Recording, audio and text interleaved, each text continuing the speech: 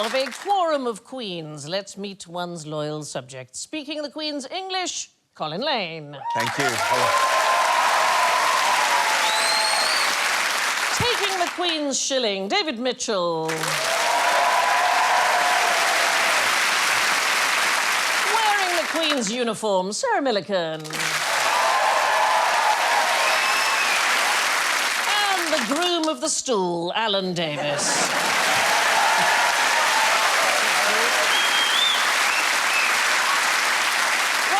Let's hear their queenly quartet. Sarah goes. Playing with the Queen of Hearts. Nice. Colin goes. You are the dancing queen. Oh, I love a bit of Scandi music. And David goes. I'm the homecoming queen. And Alan goes. And what do you do? Right, what can you tell me about the royal we? It doesn't smell?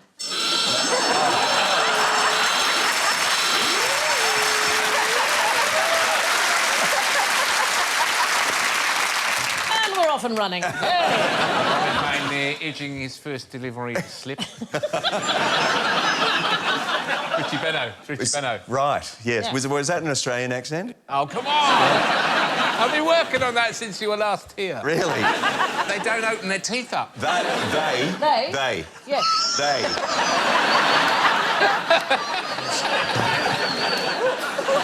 I've busted my crown, Oh, no. you see? I'll go over to this side. What can you tell me Yes. about the royal we? There was something weird about George III's wee. I think maybe it was purple, and then they thought he had porphyria, Yes. and then now they think he didn't have porphyria, but they were definitely saying there's something up with this guy's wee. Yeah. Also, he's gone mad. Yes. That is entirely correct, but I'm heading in a different direction. Why might a royal person say we? First-person plural. It is the majestic plural. It's known as nosism from the Latin, nose for we. It's the idea that the royal person, instead of referring to themselves as I, in fact, says we. Implying there's more than one of them. Yes, well, we can trace it back to Henry II, and it used to mean God and I. That's what it really comes from. We've got Henry II there and his successor, Richard I, and it's Richard I that introduced the motto, Dieu est mon droit, God and my right, and that remains the royal motto ever since. Got your crown, Dave, got your crown. I like to think this is like a working crown. This isn't like a Parliament opening coronation crown. This is a crown... Daily. Yeah, you can wear it all the time, you can go into dishes. battle. Yeah. I'm going to get a paper and some fags. Yeah. Yeah. Going to the garage at 3 a.m. for munches. Yeah. Here's the thing, the Queen doesn't actually use the pronoun one as much as you would think. They analysed all her speeches since 1952, and she uses I 6 times more often than she says one. It's a parody, really, of how she speaks, because it isn't. Unless she got bored of it. Yeah, one's must be not boring doing that being anymore. queen, so just mix it up a bit. It must be quite dull, do you not think? Constantly having to open and close things.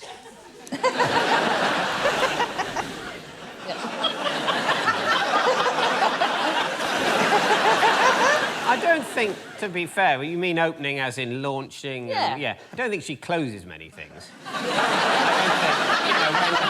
don't think, when BHS went under, I didn't think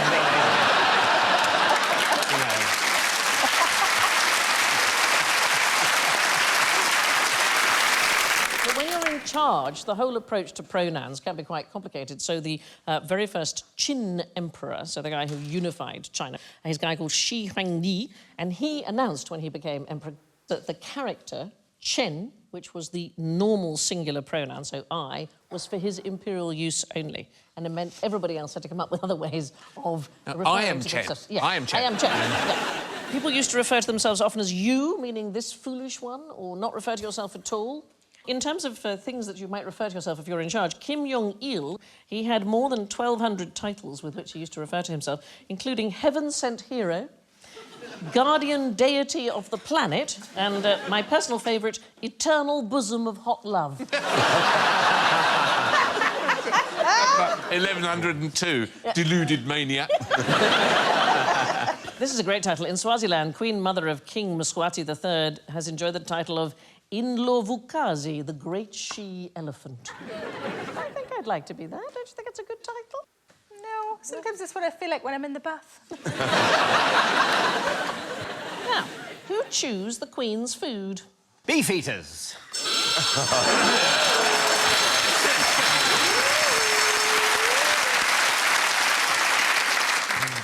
Bacteria. Oh. Yes, we're going to accept that, except that we are in the land of honey.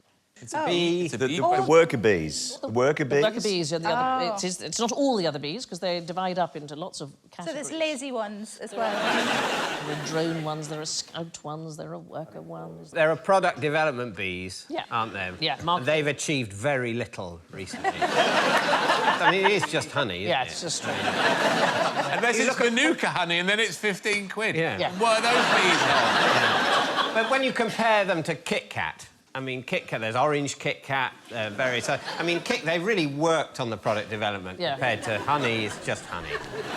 So worker bees, they pre-digest the Queen's food because she doesn't have the necessary glands to digest it herself. Even more unpleasant than that, they have the power to put her on a crash diet. What? Yes, I know. So she gets really big and heavy. She's too heavy to fly. And when they want to swarm, which they do once a year, they put her on a crash diet so that she loses a third of her body weight, and so she's ready to take off. Is there a committee or something? There's some level of management that goes, you know, the Queen's getting a bit porky. Maybe. Genuinely don't know how these decisions are made. So, for example, choosing a new queen, they seem to select rather randomly a bee at the larva stage. And they give it a special diet, different from all of the workers. So these are queen cups. These are new queens being developed. Most larvae are fed honey and pollen by worker bees, but occasionally one is fed only royal jelly, which is a sort of protein that's secreted from the glands in the worker bees' heads. And this one is elevated to royal status and becomes queen. But I like that you asked the question, because the truth is we don't know. Oh, thank you very much. Yeah. Thank you. So we used to think it was the royal jelly that made the queens develop differently, and we now think it's not what she's fed, but what she is not fed. So the fact that she does not get pollen and honey like the others, it actually makes her ovaries grow large, while the others' reproductive organs, the ones that get the pollen and honey, they actually shrink. It's a terrible life, actually, because when it comes time to get rid of her, if she's sick or she's unproductive, she's not having any more babies, the workers kill her by balling her. Oh, I don't know if I want to know what that is. No. It's not what I think it is. No, large group swarms tightly around her and Better raises... than I was thinking. Yeah. raises her body temperature until she is fatally overheated. And I know! I love that we're all feeling sorry for this queen bee. But actually, we say queen bee, since Aristotle's time, it was always assumed it was a king. It took until the 1670s. There was a Dutch scientist called Jan Swammerdam, and he dissected a king bee under a microscope and rather just shocked to discover the size of the ovaries, which represent a quarter of a mature queen's body weight. He also learnt this great thing. If you remove the queen from the hive on a stick, all the other bees will follow you. And this is a beekeeping trick that people use now. And the most bizarre use was in the 18th century in show business. There was a beekeeper called Daniel Wildman. He had a honey shop in London, and he promoted it by riding horses, standing up while wearing a beard of bees. And that made people buy from his shop rather than just thinking he was mad. It's pretty startling if you have a look. This is not him, but these are other people who have the skill of getting bees to do as they please. Did they all have honey shops as well? I think they were just selling tickets in the end, because there was a woman called Patty Jones, so she was the wife of the inventor of the modern circus, Philip Astley, and she used to perform horse riding stunts, but she used to have a swarm of bees on her hand imitating a lady's muff. I mean a hand warmer. So do I. Now, who has sex for 15 years and gets licked to death by their own children? Got to be an insect or Is something, it, is yeah, it? is it something like a termite? It is a termite. You're It is? absolutely right. Yes. Did you know that?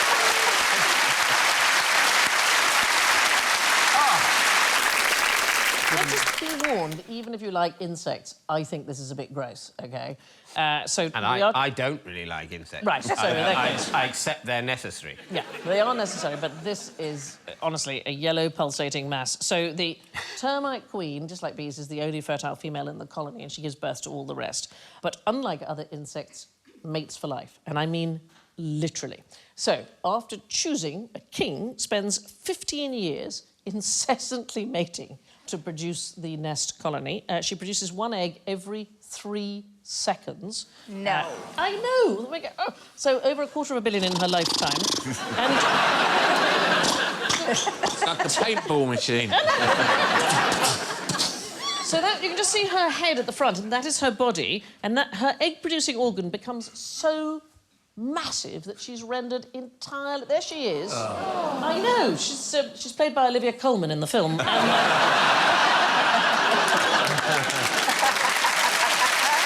She's literally pulsating, producing eggs the whole time. She grows to be too large to leave the cell. She can be 100 times the size of the other termites. Is that the king there on the end? No, that's her. The black bit at the end Is there? her. That's her. And the rest is egg-producing organ. Oh. I said it was gross. Is she having sex and producing an egg at the same time? Yeah, so she's endlessly shagging. She goes through about 5 to 10 kings in her lifetime. I think they just get exhausted. I think they can't deal with it. I mean, does she do it the same way every time? Like, do they have to experiment with the sex life to keep it fun and... Yeah. No, I think she just gets rid of the king. And she can't move, so her babies tend to her, they feed her, they clean her, they drink the secretion that she sweats. Look at this. I did warn you, it's revolting. But when she has outlived her usefulness, so she's not producing enough babies anymore, the children surround her and they lick her to death. They literally suck the fluids and fats from her body. Who'd have thought that there was such a disgusting story behind something as lovely as a termite? But here's the weird thing, when she dies, gradually the whole mound dies away. So they lick her to death and then everybody dies? Well, No. what you need now is to start a new termite mound, so what'll happen... What I need now? No, I mean...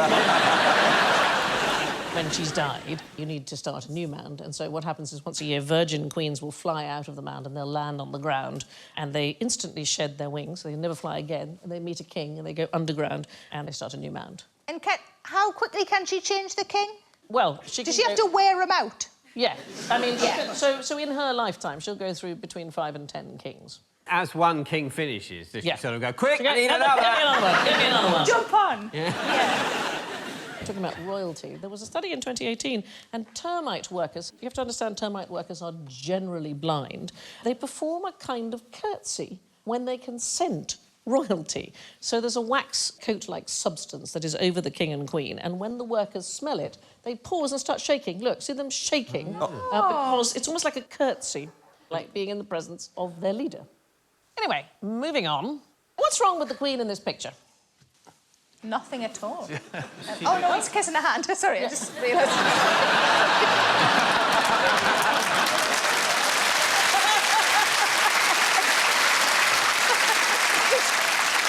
Did you think that was a clean-shaven gentleman?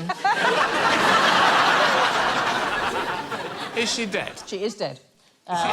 This is Inés de Castro. So we are back in the 14th century. She was the mistress of the then future king of Portugal, Peter I.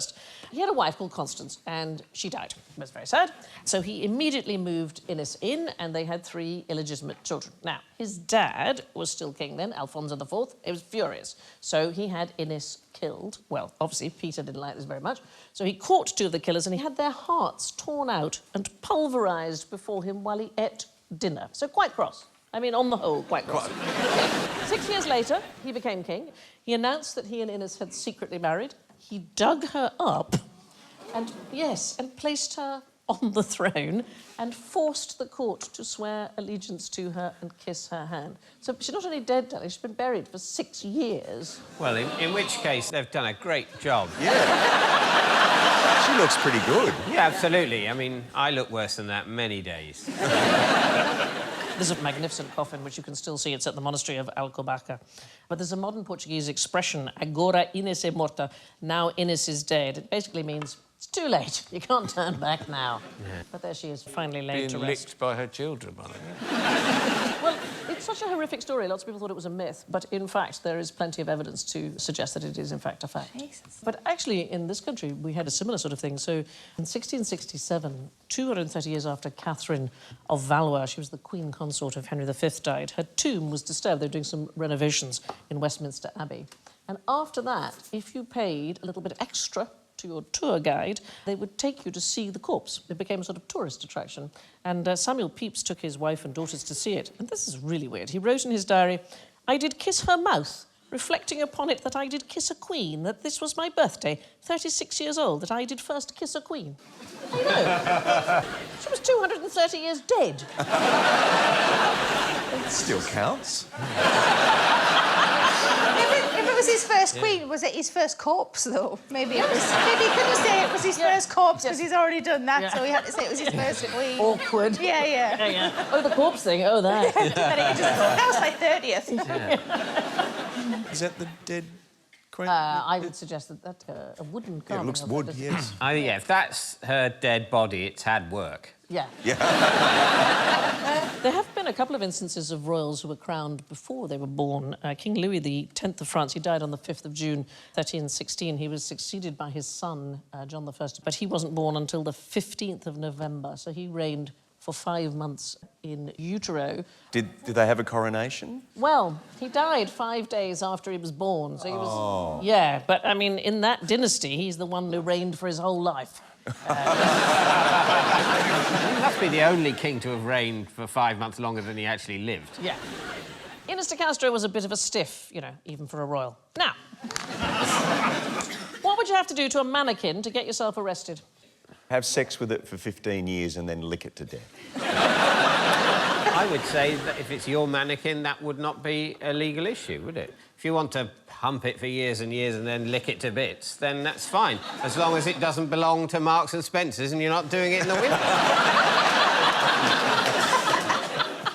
So if that happens to me, I can say David said it was fine. Yeah, I promise you that you will not have a legal problem. Have you trained in any way in the legal fraternity? No, I have no training legally, Right. but I am right.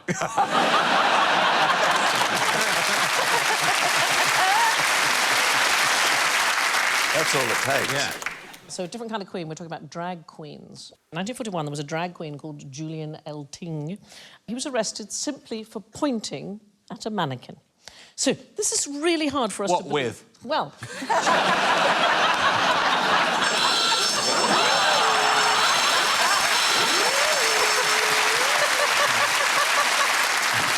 That's him on the left and that's him on the right as well. And it's impossible for us to imagine, but he was one of the highest paid actors in the world in his day. He was paid $3,500 a week, so that's nearly $60,000 now. In 1912, he had a Broadway theatre on 42nd Street named after him. Everybody loved his drag act. He was always doing lots and lots of costume changes. But then, after World War I, there was a spate of morality laws and men were banned from dressing as women.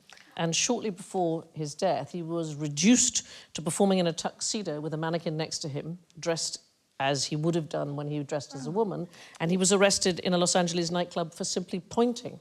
It was thought to be too much. In what year was that? 1941. 41? Yeah.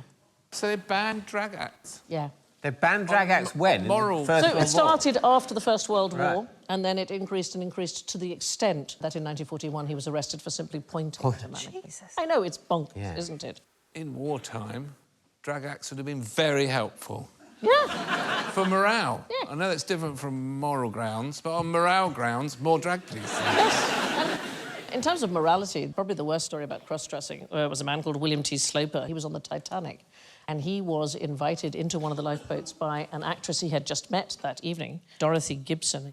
When only a third of the lifeboats were filled to capacity, the whole women and children thing hadn't kicked in. He did survive. He got to the United States, and he refused to talk to reporters because he had said he would give just a story to his local newspaper. And one journalist took umbrage at this and wrote an article anyway, and invented the notion that he had in fact escaped because he was dressed as a woman, and it wasn't true at all. but he lived under the curse of this accusation for the rest of his life. There was somebody who did escape, sort of, by cross-dressing, a steerage-class passenger called David Buckley. He made his way into a lifeboat, and then all the men were ordered off, but a woman he was sitting next to threw her shawl over him, and he stayed in the lifeboat, and he did survive. But I don't think it's, strictly speaking, cross-dressing. He just was covered with a thing. It's where cross-dressing meets hiding. Yes. Now, who was the first queen to get a Brazilian? Oh, Cleopatra. Why do you think She used to bath in milk. She was up for stuff. ass's milk? Yeah, not even normal milk. No. She married several of her brothers. She was a, you know, what we'd call now a weirdo. No, it is not Someone her. get a Brazilian husband? We are heading indeed to Brazil, if that helps. I had to have this picture explained to me when I first saw it. Well, we know more about you than we thought we did. I'm in the same gang as you. Hi. Go, girl. Honestly, I thought it was caramel. I had no idea what it was looking like. We're going to 1807. We are going to Portugal. The Crown Prince, Dom João. Napoleon is approaching, and he takes his entire court, including his Queen Carlotta, and he thinks, let's go to one of our colonies, and they head off to Brazil. So they go off in a convoy of ships from Lisbon to Brazil. 10,000 people go with him. And it's unbelievably overcrowded and unhygienic, and a lice infestation breaks out.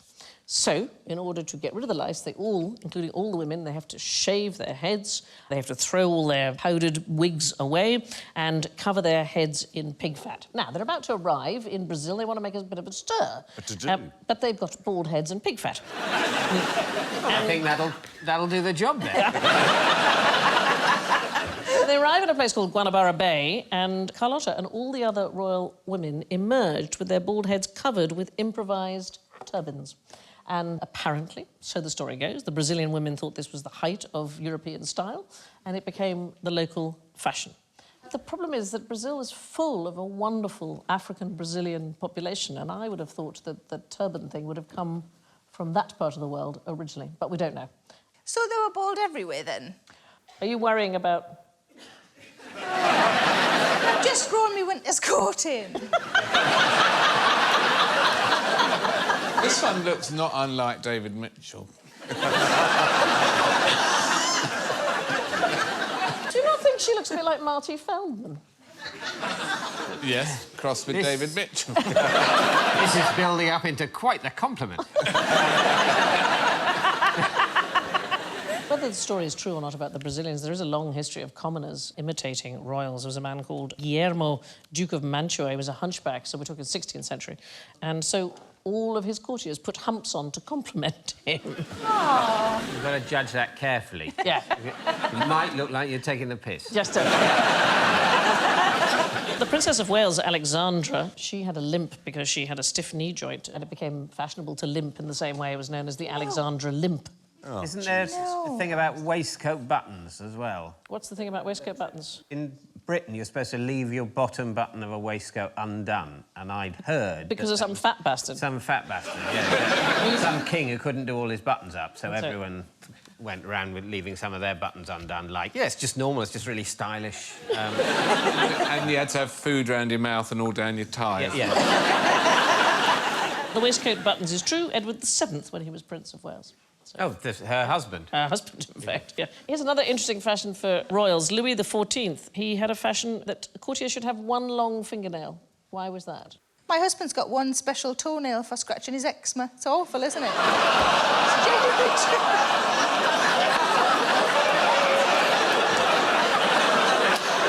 that the sort of thing you're after? I feel in this show you and I are in danger of oversharing.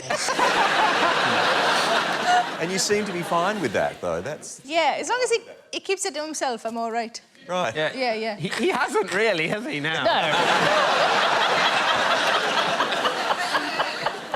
He's only told me quite recently, and we've been together for nearly 15 years. So there's nothing I can do about it now, is what I'm saying. Yeah. I'm stuck with it. Except maybe pay more attention in the future. So the one long fingernail, what do we reckon? Is that a cane that he's leaning on, or is that the fingernail? wanted that to be... No, he didn't have the fingernail, so it was the courtiers who had... Everyone else had to have the fingernail. Yes. Is it to do with his anus? Let me just get that out of my head. What's he doing in your head? Just imagine it.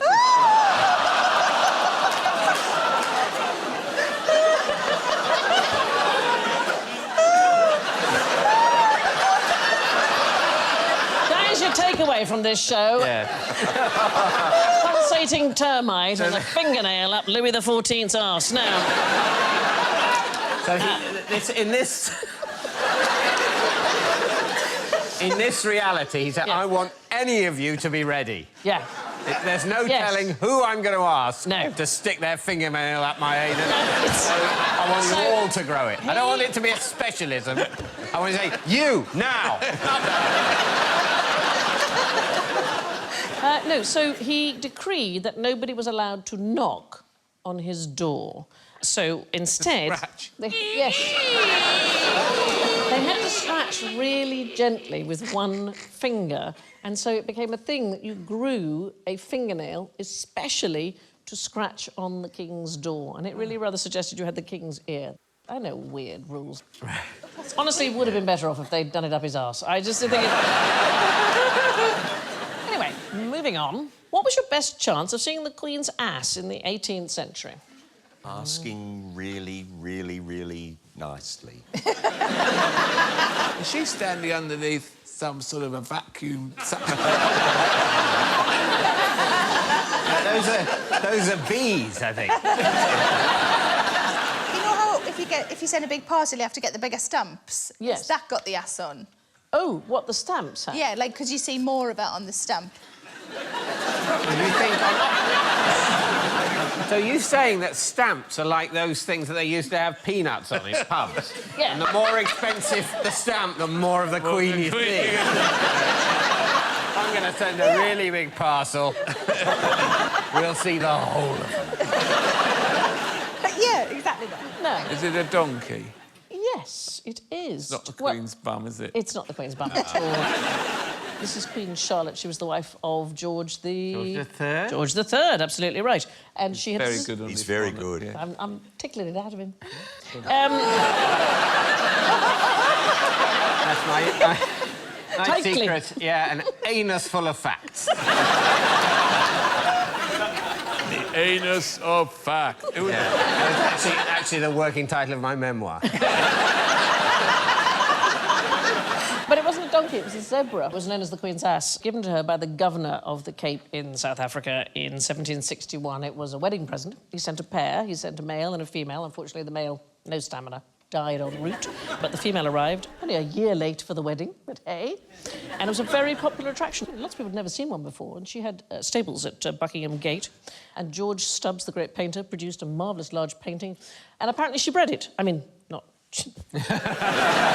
say not her personally, but apparently they painted white stripes on the backside of a male donkey to persuade her to mate with it, and it worked and gave birth. So what would that be? A donkey and a zebra?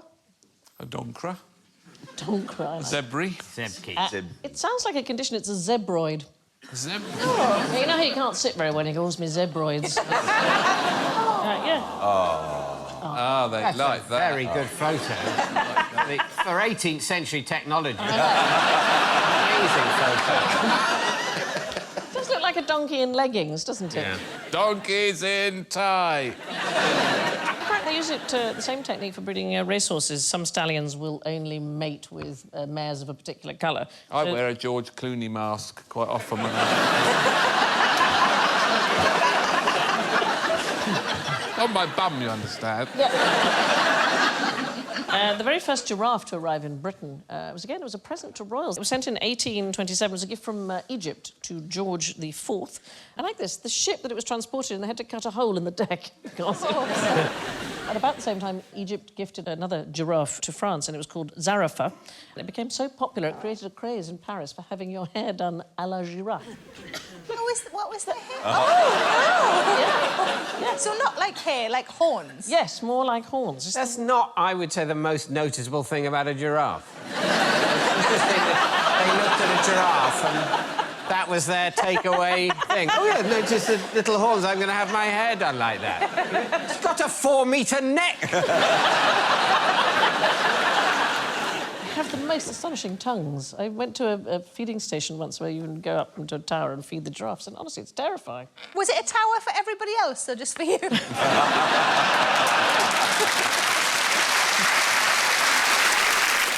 Queen Elizabeth II has received lots and lots of exotic animals. 2 sloths from Brazil, 2 pygmy hippopotamuses from Liberia, a crocodile from Zambia, an elephant from Cameroon, 6 kangaroos from Australia, thank you, and a pig from Fiji, which decided to remain on Fiji. But why Fiji sent a pig? Maybe they don't have many giraffes there. Yeah. You'll expect a giraffe. But we haven't got one. I'm so embarrassed. We can't send her a pig. She'll have a pig. Now, we've got a dog collar, a hound tether, a game noose, and you've got the horn. What game can we play? What noose have we got? A game noose. Oh, a noose that's up for It's a anything. game... Game. Well, let's just try and work it out. What might you do with a game noose? So that's the third one. Is it where, you know, you don't want to shoot pheasants, but you might encourage them to commit suicide? You're sort of saying, maybe, I mean, you're a pheasant. What is there to live for? You know? Anyway, there it is. I mean, to be honest, if the pheasant's killed itself, it's not the same thing as eating it having shot it, is it? You could probably make an argument that it's like a vegan pheasant. This is kind of what David is talking about. It's about pheasants, but you want to be able to carry them home. Like little soft handcuffs or something. Well, I think it's more you put it round its neck, darling, and carry it home on your belt. It's like a pheasant clip. Exactly, darling. Yes. Yeah. Where the hell am I going to put my pheasant? Oh, Yeah. I know. I've got my game noose. Yeah. So all of these things come from one game. A dog collar, a hound tether, a game noose, and a horn from somewhere around 1470, this game. Is it a sex game?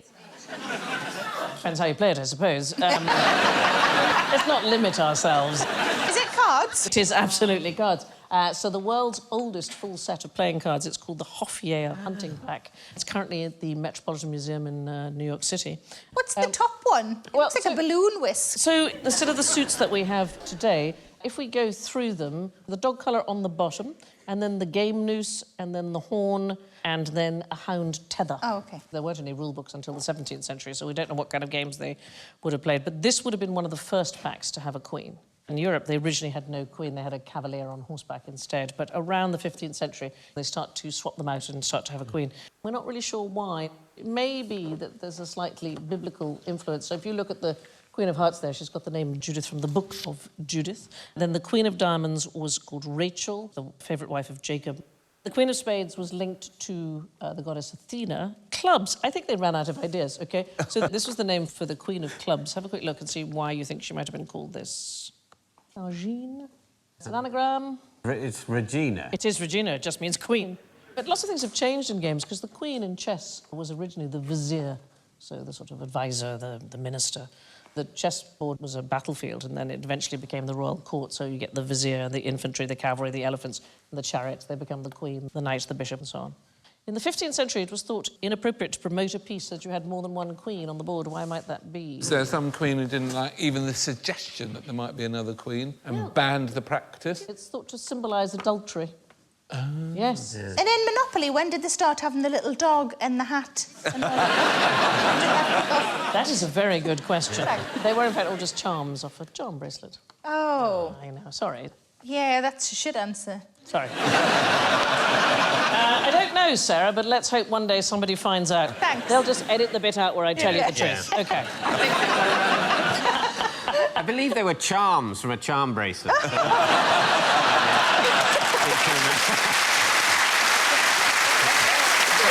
you get that from your anus of facts? Yes, yeah, I've just popped into my own anus. Now it's time for the short walk to the chopping block we call general ignorance. Fingers on buzzers, please. What's the oldest object in the crown jewels? Is it the Queen?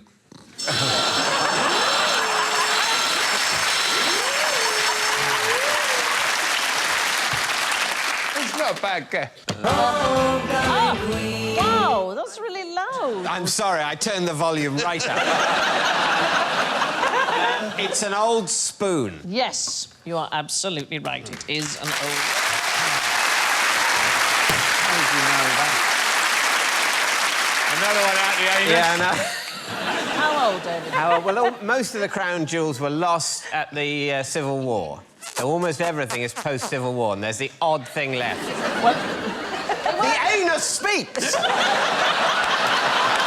There's only very few things from before that, so from before then. so it's late 12th century, so it's a 10.5-inch long anointing spoon. It's one of only 4 things that we have which predate the Restoration. The other 3 are some 17th century swords. It's from about the time of Edward the Confessor. You get a set of coronation regalia which gets passed down from ruler to ruler.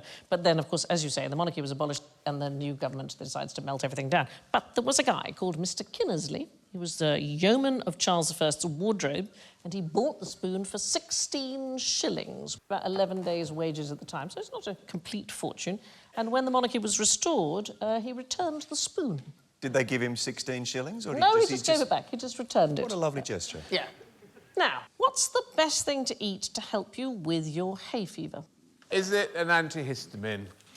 Would be the best thing, yes. But what is the thing people often think? They say, well, this is a Klaxon one. Yeah. People say honey. But it isn't honey, Yeah. you're absolutely right.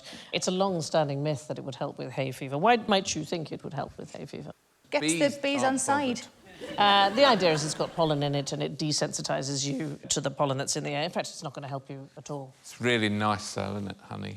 I love it on toast or...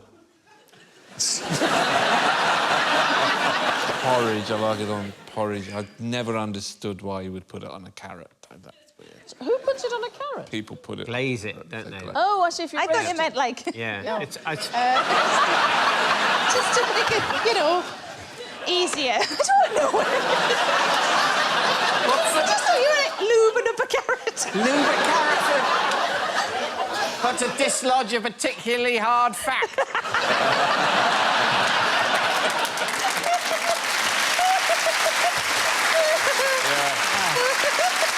Some sort I've of... got the dates of the Wars of the Roses up there somewhere. Hold on, I This lube up a carrot will carrot. shift it.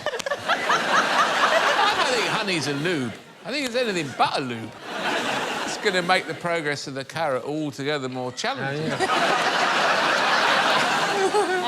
Back to honey. The vast majority of seasonal allergies, they're caused by wind pollinators that release the pollen into the air, and bees generally pollinate plants that need insects to pollen them. So the pollen you get in your honey isn't pollen that's giving you your allergies. Why is some of it runny and some of it hard? It depends on how you treat it after it has been gathered. It's not the bee's choice. Not the bees don't go, Make "Oh, a no." batch of hard Yeah. stuff. As I said, the product development section, they've come up with nothing. No peppermint-flavoured honey, no strawberry honey. You get clover honey and lavender honey. You do get some kind of... Yeah.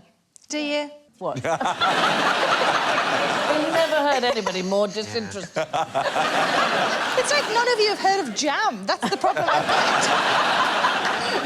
got. Eating honey won't help your hay fever. Who wrote the Queensberry Rules? The Marquis of Cream. He endorsed them. He did not write them. They were written by a Welshman called John Graham Chambers, so he founded the Amateur Athletic Club. He's probably famous for the fact that he rode beside a man called Matthew Webb. Anybody know what Matthew Webb did? He was in a sketch double act. Sketch double act, yeah. He was a really funny one. He was really, really funny.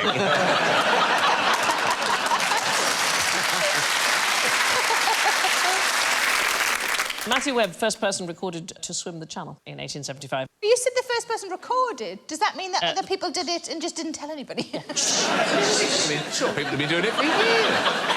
I mean, we don't know, do we? Because they didn't tell anybody. Yeah, just kept it quiet. Yeah, it's like the moon. Who knows how many people have been popping up to the moon? Yeah. It wasn't Columbus that discovered the Americas. The Vikings went there ages ago. The Vikings probably went to the moon. Yeah. I read the other day, after Columbus discovered America... Well, he didn't, but when Well, when he went there were 55 million Native Americans, and within 100 years, 90% of them were dead. Yeah. Mainly from disease. It's pretty pretty It's pretty astonishing, horrific, like yeah. much worse than I had. Yeah. And not to mention nearly all the bison. Yeah. Carnage of that.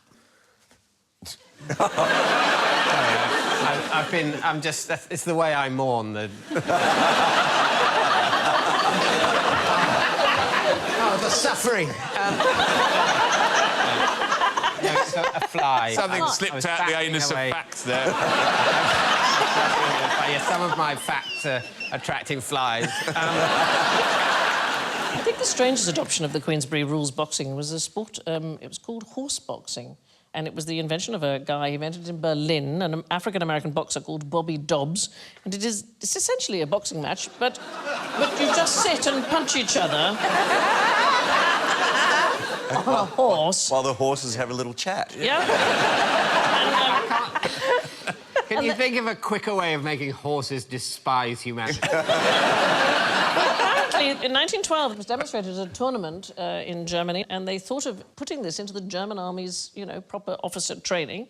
The new sport will be valuable for the soldier on horseback in time of war, as when he loses his weapons, he will have to fall back on his natural means of defence. It didn't work out as a sport. Anybody know why? Can't hold the reins. Horses did not want to stand still.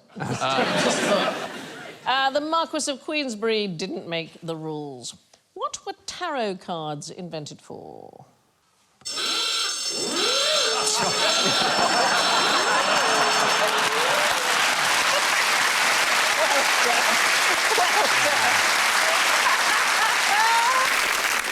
Is it telling the future? No. It isn't at all. What they really are, they're like an extra fifth suit to the pack, is really the idea. And lots of people want to trace it back to ancient Egypt and the occult and Kabbalah traditions and so on. There's no documentary evidence whatsoever to support the idea of using it for divination until about 1760s in France. Before that, they're like trumps in a game. And then they were also used as an aid to creating a story. And even then, what you think each card means, it varies tremendously depending on what tradition you follow. I once had my tarot cards read. I was quite an old virgin. And Is that the conclusion of the reading? I was well aware of that. And I got the naked card, and I got really excited, thinking, what's going to happen? And she just kept saying, it's new beginnings. It's so frustrating that they don't mean what they look like they mean. I just wonder whether I just had a cock on it.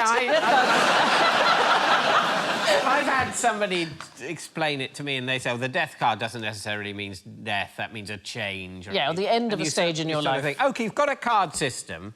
There's one, it's the death card. Why do you have to complicate it? You know, that's death, No, right? because it upsets people, that's really the Well, don't have the card, then. Change it for the new job card. Yes, a new job card and a cock card. That would be You're better. going to be moving house sometime in the next 12 months. Yeah. Which brings us to the final fanfare of the scores. In first place, with a sovereign 8, it's Sarah!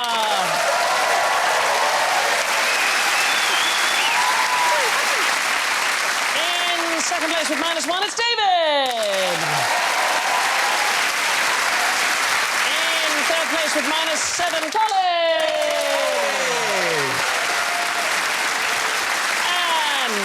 In fourth place, with a magnificent -25, it's Alan!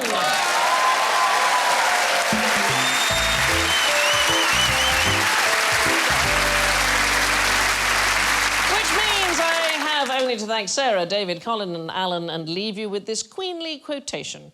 When Edward VII was asked if his mother, Queen Victoria, would be happy in heaven, he replied, "She will have to walk behind the angels, and she won't like that." Good night.